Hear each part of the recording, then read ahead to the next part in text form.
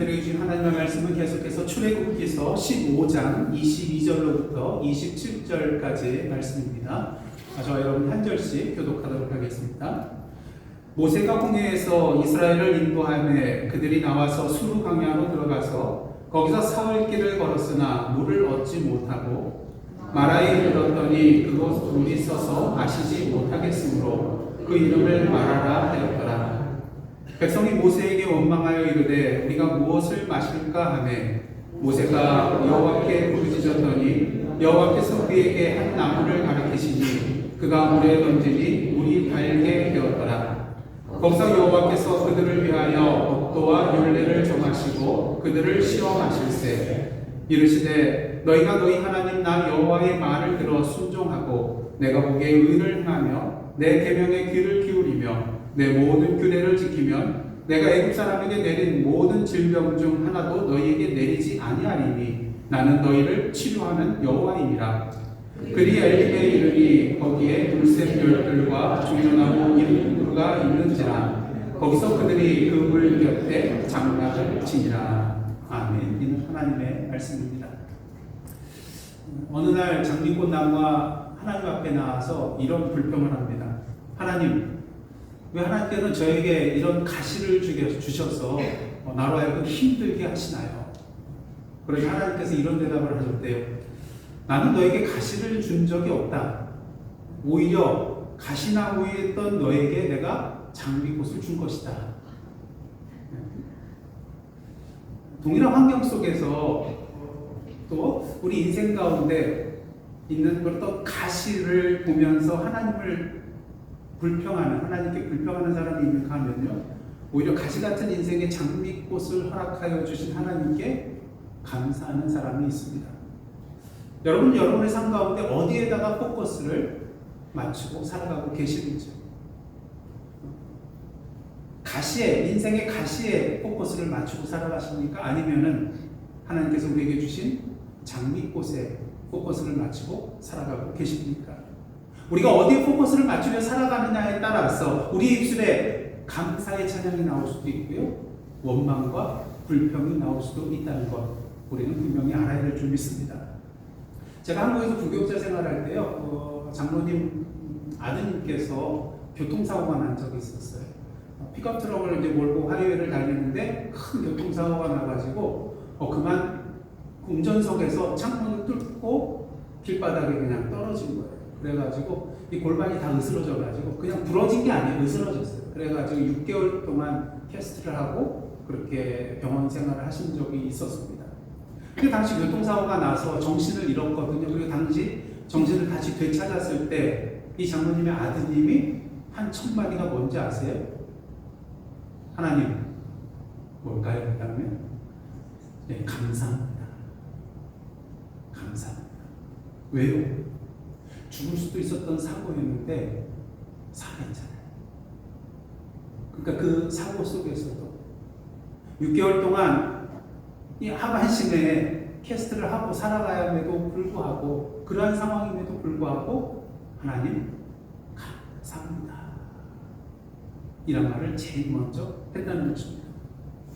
지난주 저희는 하나님께서 이스라엘 백성들을 사랑하셔서 길이 없는 그 홍해에 길을 내어주시고 그 홍해를 갈라주시는 그런 놀라운 사건을 보게 되었습니다. 이스라엘 백성들은 그 많은 땅을 건너가게 되었고요, 그들을 뒤쫓던 애굽의 군대들은 어떻게 했습니까? 하나님께서 다시 물이 덮치게 하셔서 모두 수장시켜버리는 것을 보게 됩니다. 그리고 오늘 본문 앞에 있는 출애굽기서 15장 1절로부터 18절과 또 21절의 말씀을 보면요, 애굽 사람들로부터 자신들을 구하여 주신 하나님 앞에 감사하며 감격해하며 찬양하는 그런 노래가 두 편이 나오는 것을 보게 됩니다. 앞에 있는 노래는요, 모세와 이스라엘 자손의 노래고요, 그 뒤에 나와 있는 것은 모세의 누이 누구죠? 미리암의 노래입니다. 노래하지 않을 수가 없죠. 그러게 20절 말씀을 보시면은 미리암이 손에 소고를 잡자 모든 여인들도 따라서 소고를 잡고 따라 나오면서 춤을 추는 것을 보게 됩니다. 노래하지 않을 수 없고요, 춤추지 않을 수 없는 그런 기쁨의 상황이라는 거죠. 왜? 죽은 줄 알았는데 살았잖아요. 우리는 이러한 찬양과 감사의 노래를 통해서 이제 드디어 이스라엘 백성이 바로의 섬에서 벗어나서 하나님께 예배하는 백성이 되었구나, 이것을 느끼게 됩니다. 왜? 하나님 앞에 진정한 마음으로 감사하고 있잖아요. 찬양하고 있잖아요. 노래하고 있잖아요. 예배하고 있잖아요. 이스라엘 백성들은 하나님께서 베풀어 주신 이 홍해의 기적의 사건으로 말미암아 자신들의 하나님의 말로 정말 이 세상에 참 신이구나 하는 것을 분명히 깨닫게 되었을 것입니다. 진정 우리가 믿고 의지하며 나아갈 분은 이분밖에 없다는 것을 뼈저리게 느끼게 되었을 것입니다. 그래야 이러한 감사와 기쁨과 찬양 가운데에 하나님께서 뭘로 인도하고 계시죠? 지금 구름 기둥과 불 기둥으로 인도하심에 대해서 믿음으로 그 구름 기둥과 불 기둥을 따라 나아갔을 것입니다. 그리고 그들의 이제 마음에는요, 기대감으로 가득하였을 거예요. 이제 홍해길을 건너서 가게 하셨으니까 이제 조금 있으면 하나님께서 약속하신 그 젖과 꿀이 흐르는 가나안 땅으로 우리를 인도해 주시겠구나 하는 그런 기대감으로 분명히 들떠 있었을 것입니다. 그런데 웬걸요? 오늘 보면 22절로부터 24절을 보겠는데, 먼저 22절입니다. 모세가 홍해에서 이스라엘을 인도하며 그들이 나와서 수르 광야로 들어가서 거기서 사흘길을 걸었으나 뭘 얻지 못해요? 물을 얻지 못하고. 한 가지 문제가 생겼어요. 뭐 광야길 가는 건 좋아요. 광야길을 가더라도 뭐가 있으면 돼요? 네, 오아시스나 물이 있으면 됩니다. 근데 사흘길을 갔는데도 물이 없어요. 물론 마라에 이르렀을 때에 물을 발견하게 됩니다. 그들은 기쁜 마음으로 물 있는 곳으로 달려가서 이 물을 허락하여 주신 하나님께 아마 감사한 마음으로 달려갔을 거예요. 하지만 또 다른 문제가 그들을 기다리고 있었습니다. 23절요. 마라에 이르렀더니 그곳 물이 어떻게 됐어요? 써서 마시지 못하겠으므로 그 이름을 마라라 하였더라. 그래서 우스갯소리로 그러죠. 마라에서는 물을 마시지 마라. 그러게 백성들이 어떻게 하나요? 24절입니다. 백성이 모세에게 어떻게 합니까? 원망하여 이르되 우리가 무엇을 마실까 하며. 여러분들, 물을 발견했을 때에 그들의 기대감이 얼마나 컸겠습니까? 이는 마치 사막에서 신기루를 보고 신기루를 통해서 드러난 오아시스를 보고 기쁨으로 달려갔는데 없어요. 이것과 아마 마찬가지였을 것입니다. 그렇게 그들의 기대가 컸으면 컸을수록 그들의 실망감과 원망과 불평은 이에 비하여 더욱더 컸을 것입니다. 한 가지 질문을 드리겠는데요. 여러분, 우리의 신앙이 흔들리는 데에는 어느 정도의 시간이 필요할까요? 우리는 오늘 본문의 이스라엘 백성의 모습을 통해서 우리의 신앙이 굳건하다고 믿었던 우리의 신앙이 흔들리는 데에는 며칠이면 충분해요? 3일이면 충분하다는 것을 분명히 보게 됩니다. 사실 베드로의 모습을 보시면요, 우리의 신앙이 흔들리는 데는 3일까지 걸릴 필요가 없어요. 단 몇 시간, 아니 단 몇 초면은 충분하다는 것을 보게 됩니다. 마태복음 26장을 보시면 베드로가 뭐라고 합니까? 모두 주를 버릴지라도 나는 결코 주를 버리지 아니하겠습니다. 내가 주와 함께 죽을지언정 주를 부인하지 않겠습니다. 호언장담을 하고 있어요. 하지만 몇 시간이 지나지 않아 어떻게 됩니까? 예수님을 버리고요, 예수님 눈앞에서 예수님을 3번씩이나 부인하는 그의 모습을 보게 되는 것입니다. 마태복음 14장을 보시면은, 저도 이런 기적이 나에게도 일어났으면 하는 그런 마음이 있는데요. 예수님 무리를 걸어 오시니까 베드로가 저를 명해서 저도 걷게 해주십시오 그러잖아요. 그때 예수께서 오라. 그래서 믿음으로 걷습니다. 무리를 걸어요.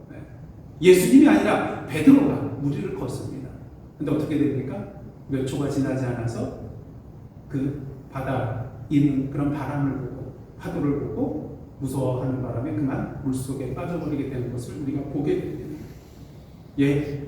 우리의 신앙이 흔들리는 데에는요, 긴 시간이 걸리지 않습니다. 단지 3일, 아니 단지 몇 시간, 아니 단지 몇 초 안에 우리의 신앙이 흔들릴 수 있다는 것 분명히 보게 되는 것이죠. 누군가 이렇게 말할 수가 있을 것입니다. 아직도 홍해의 기적의 사건이 눈앞에 생생하게 남아있는데 여호와 하나님을 향하여 감사와 기쁨의 찬양을 드렸던 그 노랫소리가 아직도 귀에 쟁쟁한데 어떻게 3일 만에 그 모든 것을 다 잊어버리고 이렇게 불평하고 원망할 수 있겠냐는 거죠. 단지 3일밖에 지나지 않아요. 여러분 성경을 보시면요, 그 찬양과 원망의 내용이 같은 장에 나와요. 같은 15장에 나와요. 그리고 같은 페이지에 나와요. 어떻게 그럴 수 있는가? 하지만 우리가 알아야 될 것은요, 이스라엘 백성에게 있어서 이 3일은 3일 밖의 3일이 아니라 3일 이나의 3일이었다는 것을 우리가 알아야 한다는 것입니다. 왜요? 그 3일은 마실 물이 없는 상태에서의 3일이었거든요. 장정만 60만 되는 그런 이스라엘 백성입니다. 그들에게 수많은 그런 가족들이 있었고요. 가족분들뿐 아니라 애굽에서부터 데리고 가족이 이끌고 나온 가축들이, 수많은 가축들이 있었어요. 그러니까 엄청난 양의 물이 필요했다는 것이죠. 사람들이 종종 하는 말 가운데 뭐뭐 없이 살 수 없다, 뭐뭐 없이 살 수 없다, 뭐뭐 없이 죽겠다, 이런 말을 합니다. 물론 사랑하는 사람을 향하여서 당신 없이는 살 수 없다. 이제 얼마 안 있으면 좀 결혼하실 두 분이 계시는데 서로 간에 이름을 넣어주면서 아마 당신 없이는 내가 살 수 없다, 당신 없으면 난 죽는다, 뭐 이런 말을 할 수도 있을 거예요. 또 신앙인이라면은 예수님 없이는, 하나님 없이는 내가 살 수 없습니다, 이런 말을 할지도 모르겠습니다. 근데 어떻습니까? 여기 대표적으로 들어갈 세 단어가 있는데요. 그건 바로 뭐냐면은 산소, 그리고 뭐겠어요? 물, 그리고 음식입니다. 그렇게 생존의 법칙 333 법칙이라는 것이 있는데요. 인간은 산소 없이는 3분 동안 살 수 없고, 3분을 살 수 없고, 물 없이는 3일을 살 수 없고, 음식 없이는 어떻게 되겠습니까? 3주 동안 살 수 없다. 이것이 생존의 333 법칙이라고 하더라고요. 산소 없이 3분, 그리고 물 없이 3일, 그리고 음식 없이는 3주. 근데 지금 이스라엘 백성들이 물을 마시지 못한 채 며칠을 지냈나요? 지금 3일이 되었어요. 더군다나 지금 그들이 걸어가고 있는 길은 어떤 길입니까? 큰 먼지가 날리고 있는 뜨거운 광야길이었어요. 앞에서도 말씀드렸다시피 지금 한국 새만금에서는 2023년도 세계 스카우트 잼버리 대회가 열리고 있습니다. 큰 문제가 생겼어요. 폭염으로 인해서 한낮의 체감 온도가 여기 그 화씨로 하면은 100도가 넘어가고 있어요. 근데 여기 100도하고 한국의 100도는 질적으로 차원이 다릅니다. 여기는 그래도 건조하지 않아요. 근데 거기는 얼마나 습기가 많은지. 그리고 개척한 곳이잖아요. 개척지잖아요. 그리고 어떻습니까? 8월 초순이면 우리나라가 가장 더운 때예요.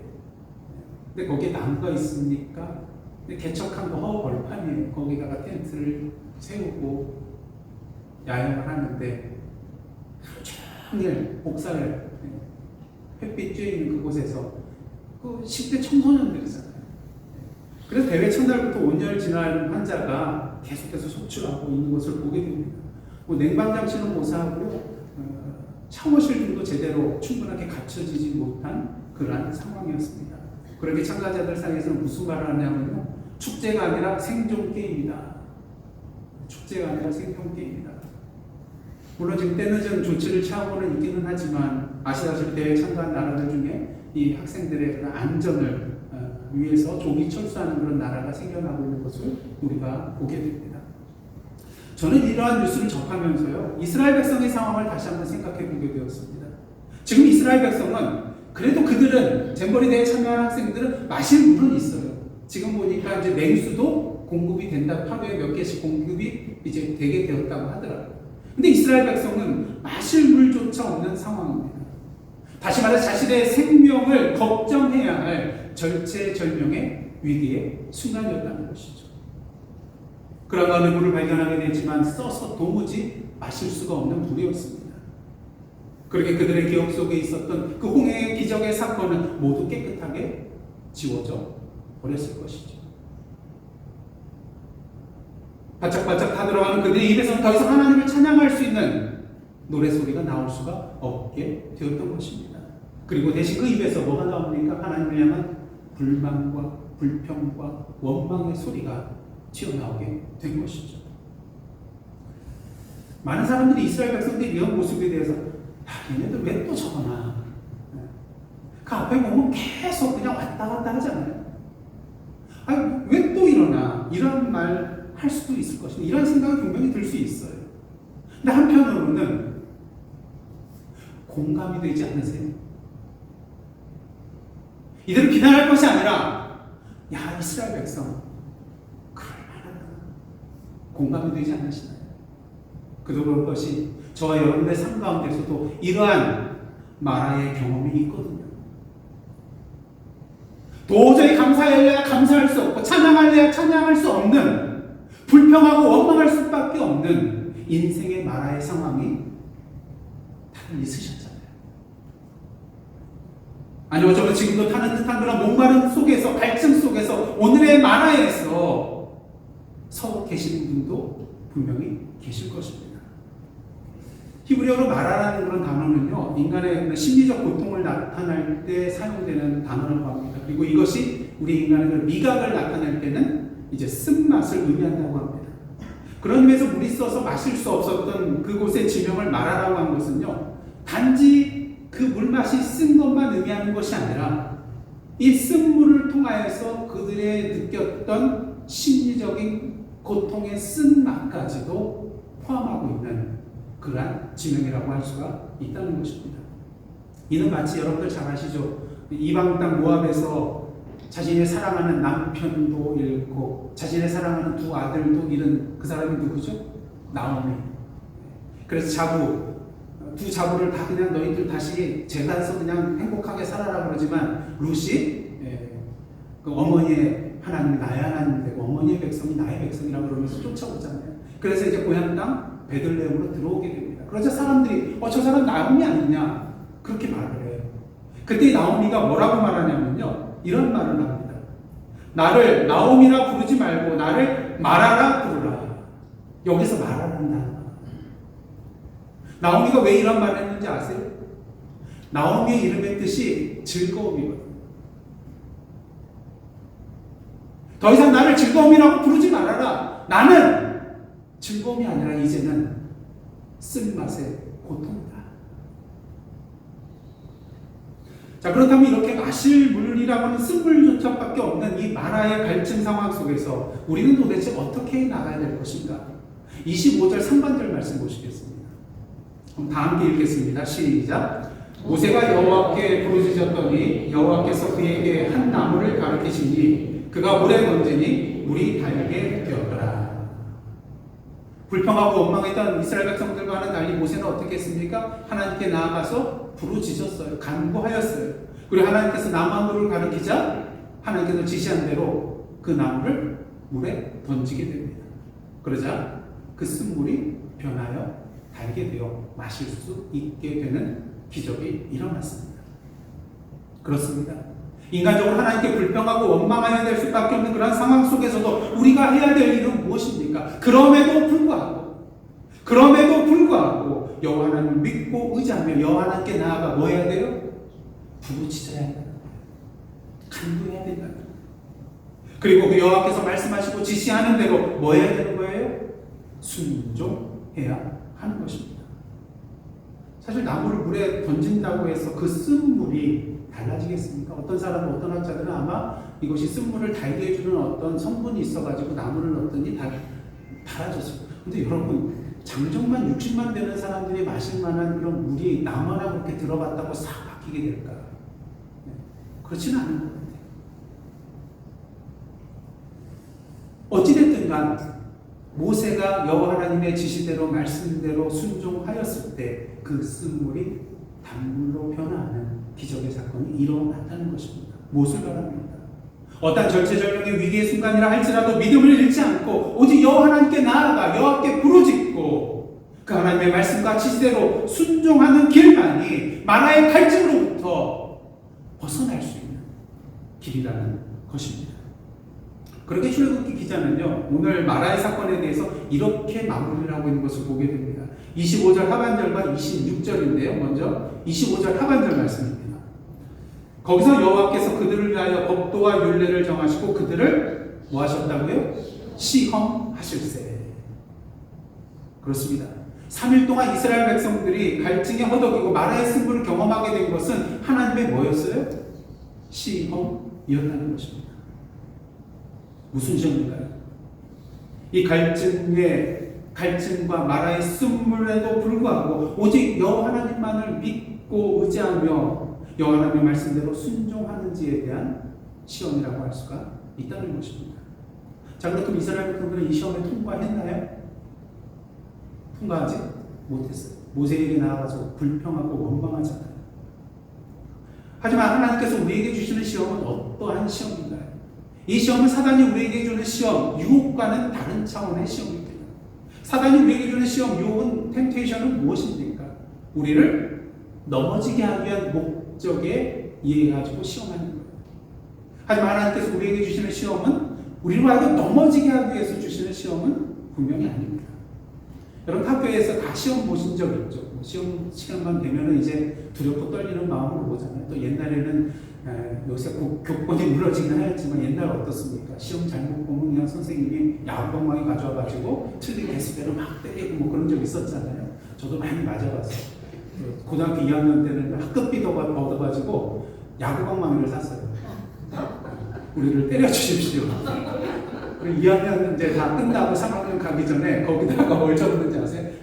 반 학생들이 다 자기 이름 적고 자기가 맞은 대수 그렇게 적어서 선생님 드리고 이제 3학년 올라갔던 그런 기억이 있습니다.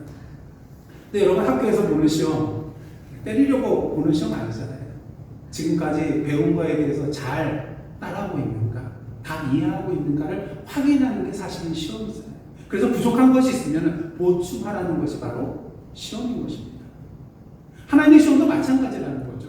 현재 우리의 믿음과 신앙의 상태를 제대로 파악하게 해주는 것이 하나님의 시험이라는 것입니다.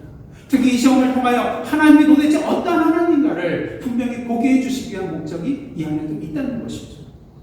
그렇게 하나님의 시험은 우리를 넘어지게 하는 것이 아니라 우리로 하여금 더욱더 굳건한 믿음과 견고한 신앙으로 나아갈 수 있도록 도와주는 것이 하나님의 시험이라는 것이죠.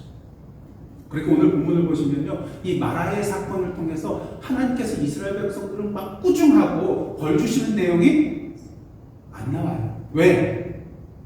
지금 이스라엘 백성들 이제 갓 출애굽해가지고 아직도 배워야 될 것이 많은 유치원 학생들이잖아요.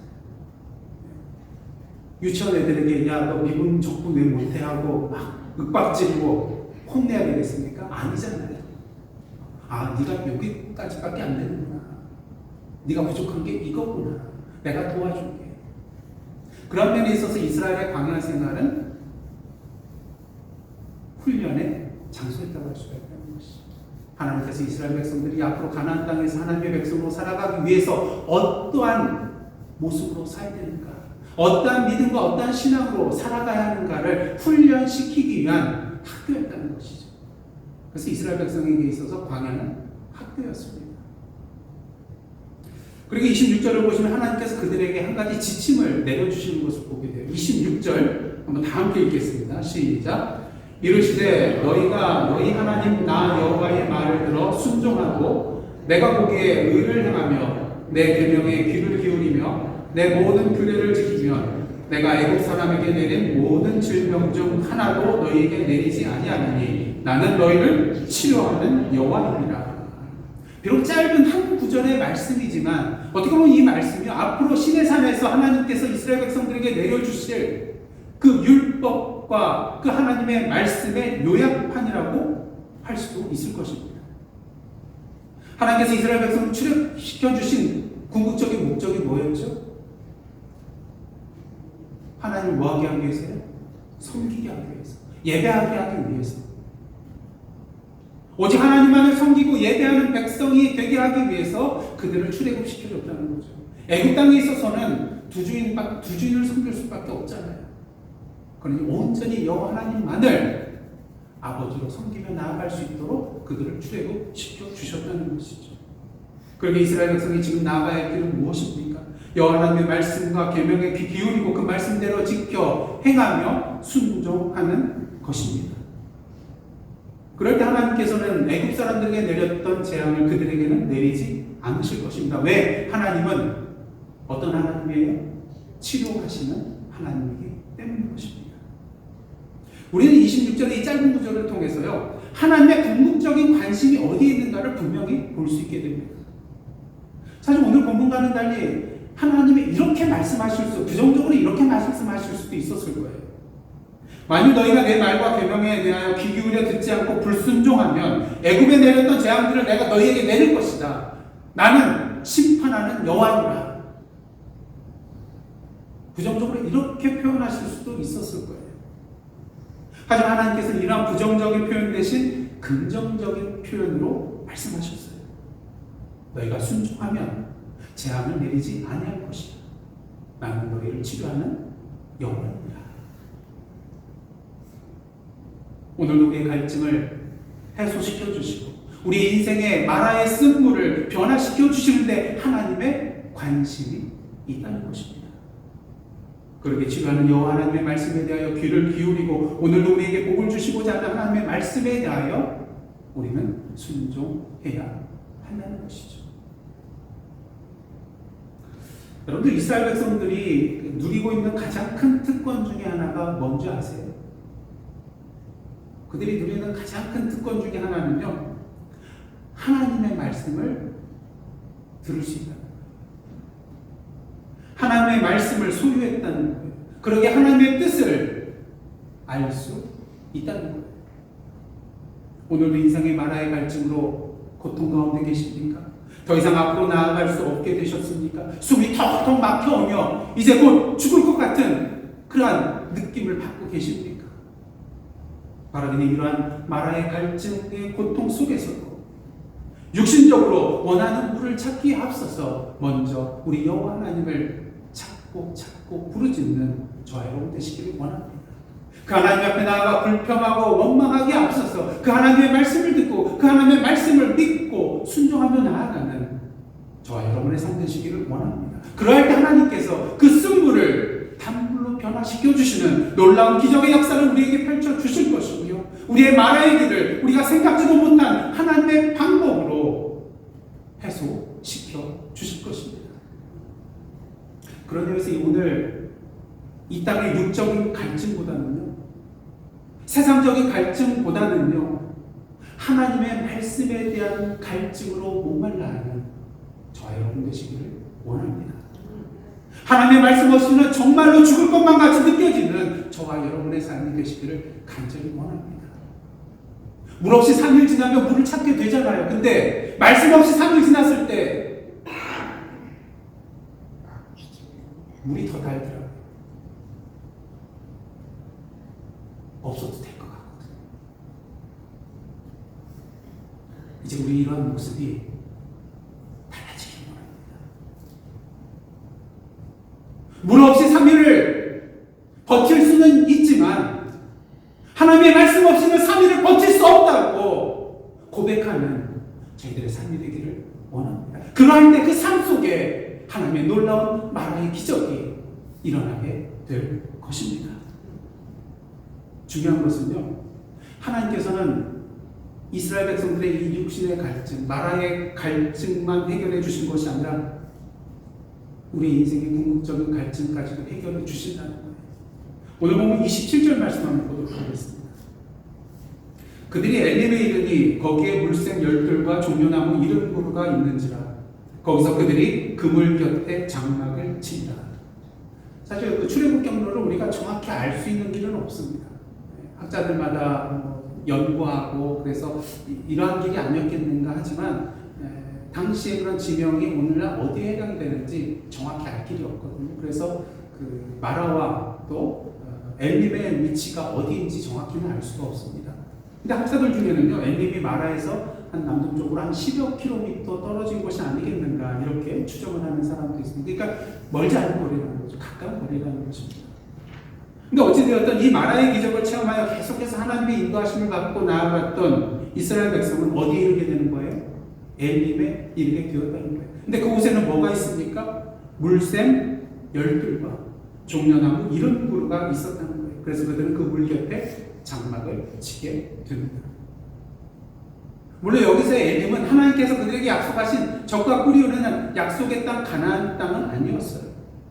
하지만 이 엘림이 우리에게 상징적으로 보여주고 있는 것이 있는데요. 여러분들 아시다시피 성경에 완전수가 있는데 그 수는 뭡니까? 3일이든가 7일이든가 또 10일이든가 또 12제자 할 때 12 이런 것들을 완전수라고 해요. 그러기 위해서 엘림에 있는 물샘 몇 개예요? 12. 그리고 종려나무는요? 70. 70은 뭐 곱하기 뭐예요? 7 곱하기 10이에요. 그럼 이 물샘 12물샘과 종려나무 이름 부르는 우리에게 무엇을 보여주냐면 엘림이라는 장소가 이스라엘 백성에게 정말로 완전한 휴식과 안식을 제공해 주는 것이었음을 우리에게 상징적으로 보여준다는 것입니다. 그렇습니다. 지금 당장에는 마라의 갈증과 고통이 있다 할지라도 우리가 하나님의 말씀에 귀 기울이고 순종하며 나아갈 때에 하나님께서는 우리 인생에 마라의 쓴물을 변화시켜 주실 뿐만 아니라 오늘의 엘림을 준비해 놓고 계시며 우리로 하여금 주님의 참된 평안과 안식을 누릴 수 있도록 인도해 주시는 분이라는 것이죠. 앞서 말씀드렸다시피 우리 인간은요 산소와 물과 음식 없이는 살 수 없는 자입니다. 근데 더 분명한 건 뭐예요? 우리가 산소와 물과 음식을 가지고 이 땅에서의 삶을 유지할 수는 있다 할지라도 하나님의 말씀에 대한 순종 없이는 영원한 삶을 살 수 없다는 거예요. 말하는 오늘도 이 땅의 마라에서 세상에 물을 찾는 갈증이 아닌 하나님의 말씀에 대한 갈증으로 하나님께 부르짖고 그 하나님의 말씀대로 순종하는 삶을 통하여 우리 인생의 마라의 쓴물이 단물로 변화하는 그런 기적과 영원한 엘림의 놀라운 기적을 기쁨으로 누리시는 저와 여러분의 복된 삶이 되시기를 그리고 주님의 몸된 이 예사랑 공동체가 되기를 주님의 이름으로 축복합니다. 기도하시겠습니다. 하나님, 우리 인생길 가운데 마라의 갈증이 있습니다. 오늘도 오직 하나님께 부르짖고 기도하며 하나님의 말씀대로 순종하는 삶을 통하여 마라의 쓴물이 단물로 변화되는 기적과 영원한 엘림의 참된 안식, 하나님의 나라를 이 땅에서 미리 맛보고 경험하는 저희들의 복된 삶 되게 하여 주옵소서. 그래 오늘 우리를 치료하여 주시는 하나님, 우리에게 참된 복을 주시고자 하시는 그 하나님을 우리의 삶을 통하여 이 세상에 증거하며 선포하는 저희들 되게 하여 주옵소서. 예수님의 이름으로 기도드리옵나이다.